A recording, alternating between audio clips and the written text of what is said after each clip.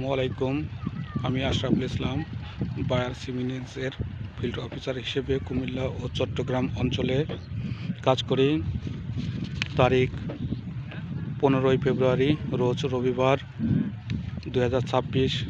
আজকে এসেছি আগাম মৌসুমের বায়ার সিমিনেন্সের টমেটো ভিএল 642 এর মাঠে।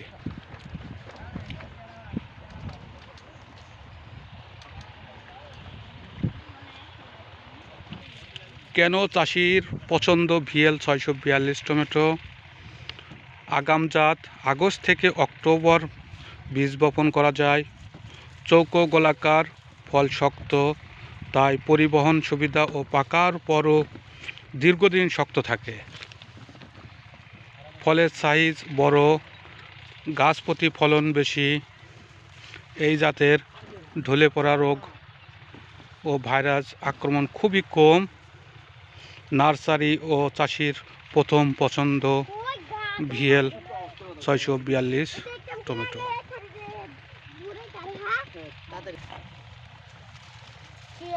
বাবু